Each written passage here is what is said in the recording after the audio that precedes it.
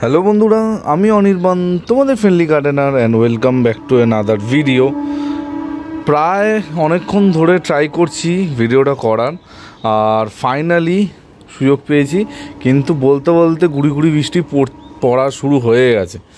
তো বৃষ্টি চলবে, আর নিম্নচাপও চলবে। তোমরা যে গাছগুলো লক্ষ্য করো, গাছের কিন্তু পাতায় পাতায় তোমরা জলের ফোঁটা দেখতে পাচ্ছ।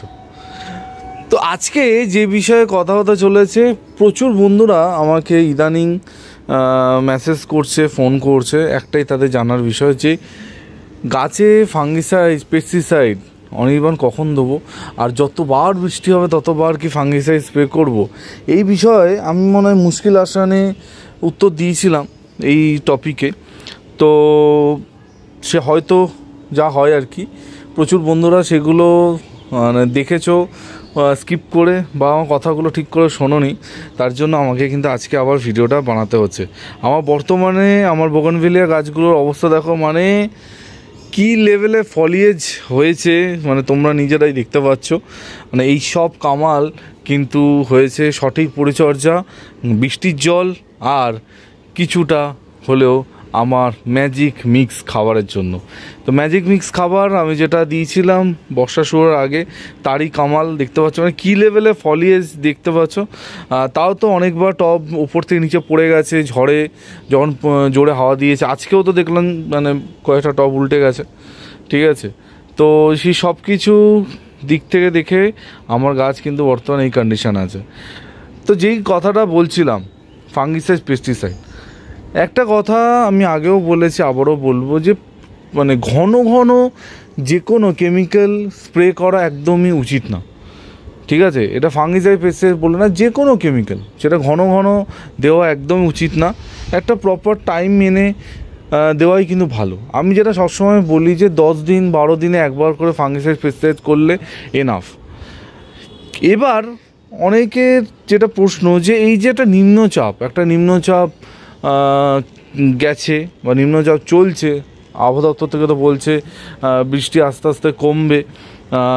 তো এই নিম্নচাপের পরেই কি স্প্রে করতে হবে, এটা একটা অনেকের প্রশ্ন। আমি তোমাদের একটা সিম্পল কথা বলছি, যদি তোমাদের গাছে প্রপার পরিচর্যা, প্রপার যত্নের মধ্যে গাছটা থাকে, তোমাদের কোনো চিন্তা করার কোনো দরকার নেই। আমার এই গাছগুলো দেখো, আমার এই গাছগুলোতে না কোনো ফাঙ্গিসাইড দেওয়ার দরকার আছে, না পেস্টিসাইড দেওয়ার আছে। আমি কিন্তু এই দিন 10 আগে ফাঙ্গিসাইড একবার স্প্রে করেছিলাম, কিন্তু আমার কিন্তু দেওয়ার কোনো প্রয়োজন নেই। এবার তোমাদের গাছে যদি ফাঙ্গাস অ্যাটাক হয়, ফাঙ্গাস লাগে, তখন ডেফিনেটলি তোমাদের একটু চিন্তা করতে হবে। আর এটা আমি বোগানভিলিয়া দেখাচ্ছি মানে শুধু বোগানভিলিয়ার কথা বলছি এটা তো না, আমি কিন্তু ইচ অ্যান্ড এভরিথিং গাছের পরিপ্রেক্ষিতেই কথাগুলো বলছি। যদি তোমাদের নিয়মিত পরিচর্যা না থাকে, তাহলে এই নিম্নচাপের জন্য তোমাদের গাছে কিন্তু সমস্যা হতে পারে, তখন গিয়ে তোমাদের ফাঙ্গিসাইড স্প্রে করতে হতে পারে। কিন্তু সেটাও ঘন ঘন না, মানে 10 দিনে একবার স্প্রে করলে এনাফ। মানে এখন যদি দাও 10 দিন দাও না। এবার এখানে একটা ক্যাচ আছে, ক্যাচটা হচ্ছে তুমি স্প্রে করলে, স্প্রে করার মানে কিছুক্ষণের মধ্যেই কি হলো, আবার মুষলধারে বৃষ্টি হয়ে গেল। মুষলধারে বৃষ্টি হয়ে যাওয়ার ফলে যেই ফাঙ্গিসাইডটা তুমি গাছে স্প্রে করেছিলে পুরোটা ধুয়ে যাবে। এবার তখন কী করতে, তোমাদের আরও একবার গাছে কিন্তু স্প্রে করতে হবে, যেটা সবসময় তোমাদের আমি বলে থাকি, বোঝা গেছে। কিন্তু যদি দেখছো যে আমি একদম স্প্রে করতেই পারছি না, মানে যখনই স্প্রে করছি তারপরেই আবার বৃষ্টি হচ্ছে, কিছুতেই কিছু হচ্ছে না, তখন কিন্তু আমি বলবো স্প্রে না করাই ভালো। স্প্রে করার কোনো দরকার নেই। কোনো গাছে যদি অতিরিক্ত দেখছো সমস্যা হচ্ছে, অতিরিক্ত ফাঙ্গাস একটা সমস্যা আছে, সেই গাছগুলোকে শেডে এনে রাখো, এনে স্প্রে করো, ঠিক আছে, রাদার দ্যান ওপেনে রাখা। তো শেডে এনে রেখে স্প্রে করো, ডেফিনেটলি তোমাদের গাছ কিন্তু ভালো থাকবে, আর গাছে ফাঙ্গাস সমস্যাটা দূর হবে। এটা শুধু ফাঙ্গিসাইডের ক্ষেত্রে না, পেস্টিসাইডের ক্ষেত্রেও একই প্রসেস। এক বন্ধু আমাকে জিজ্ঞেস করেছে, অনির্বাণ মানে এখন তো বৃষ্টিপাতের কোনো ঠিক নেই, মানে সকালবেলা স্প্রে করা যাবে? 100%। আমি আগেই বলেছি যে বর্ষার সময় অত নিয়মকানুন দেখলে হবে না, যে সকালে দেবো, বিকেলে দেবো, রাতে দেবো, ওই করলে হবে না। যখন সময় পাবে স্প্রে করো। যদি অফিস থেকে 7টার সময় ফিরছো, 7:30টার সময় তোমার মনে হলো যে একটু স্প্রে করে দিই, করে দাও। কোনো এখন অত ক্যালকুলেশন করতে হবে না, ক্যালকুলেশন মানে বাকি সময় করবে।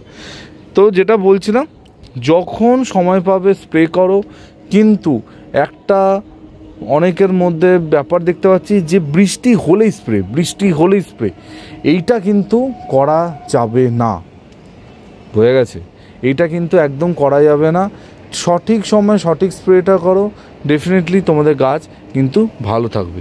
এখন যেই স্প্রেটা বা যেটা আমি মানে করতে 100% তোমাদের বলবো, যদি করো খুব গাছ ভালো হবে, সেটা হচ্ছে হিউমিক অ্যাসিড। যদি তোমাদের কাছে থাকে হিউমিক অ্যাসিড, তোমরা গাছে স্প্রে করতে পারো, গাছের গোড়া দিতে পারো, মানে যেটা ইচ্ছা করতে পারো।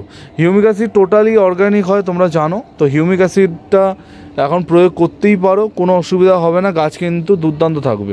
আমার এই গাছগুলো দেখতে পাচ্ছ অলরেডি একবার করে হিউমিক দেওয়া হয়ে গেছে। গাছগুলো মানে একদম মানে হাসছে, যাকে বলে গাছগুলো হাসছে, সেরকম আরও একবার হিউমিক আমি দেবো। আর হিউমিক কিন্তু আমি একটা স্পেশাল টেকনিক করে দিই, এই স্পেশাল টেকনিকটা নিয়ে খুব তাড়াতাড়ি ভিডিও তোমরা দেখতে পাবে। আমি কিছু বলছি না, মানে কিছুদিনের মধ্যে একটা ভিডিও তোমরা পাবে। তো হিউমিক অ্যাসিড অবশ্যই এখন গাছে দাও। আর যে পরিমাণে বৃষ্টি গাছের গোড়ায় পড়েছে, গাছ এমনি ঝকমকে আছে, সেটা নিয়ে তো কোনো কথা হবে না। আমার গাছ তো দেখতেই পাচ্ছ। তাও আমার আজকে একটা খুব দুঃখের বিষয়, সেটা হচ্ছে একটা টব উল্টে গেছে, এই একটা সুন্দর একটা ডাল, এই গাছের ডাল ভেঙে গেছে, ঠিক আছে? তো এইসব তো লেগেই থাকবে, আমি কিছু করার নেই। আর কি করা যাবে, মানে বৃষ্টি বর্ষা এসব তো হবেই, প্রকৃতির সাথে তো আমরা লড়তে পারবো না। তো যেটা আমরা পারবো সেটা হচ্ছে গাছকে সঠিক ট্রিটমেন্ট করা, সঠিক কেয়ার করা, এইগুলো আমরা করতে পারবো। তো সেগুলোই তোমরা করো, ডেফিনেটলি তোমাদের গাছ কিন্তু সুন্দর থাকবে, গাছ কিন্তু ভালো থাকবে। আর ঘন ঘন পেস্টিসাইড ফাঙ্গিসাইড দেওয়াটা বন্ধ করো।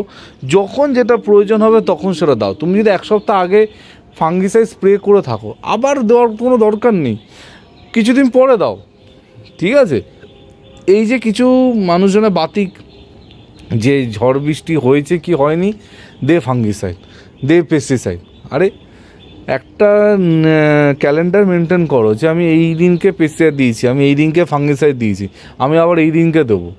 এবার 10 তারিখে তোমার যদি ফাঙ্গিসাইড দেওয়ার কথা থাকে, বৃষ্টির জন্য দিতে পারলে না, 11 তারিখে দাও, 12 তারিখে দাও, ঠিক আছে? মানে 10, 11, 12 3 দিনই বৃষ্টি হয়েছে, তুমি কি করছো? 3 দিনই আমি ফাঙ্গিসাইড স্প্রে করছি। এগুলো করো না, এগুলোতে হিতে বিপরীত হবে, গাছের ইমিউনিটি কিন্তু কমে যাবে। ইমিউনিটি শুধু মানুষের থাকে না, গাছেরও থাকে, গাছের প্রাণ আছে যখন, গাছেরও থাকে। তো বেশি পরিমাণে যদি কেমিক্যাল দিতে থাকো, স্প্রে করতে থাকো, গাছের কিন্তু ইমিউনিটি কিন্তু কমতে থাকবে, গাছ কিন্তু অনেক স্ট্রেসে চলে যাবে, গাছে কিন্তু মানে গাছ খারাপ হবে, বোঝা গেছে? তো যখন যেটা দেওয়ার দরকার তখন সেটা দাও, আর তোমাদের কোনো চিন্তা করতে হবে না।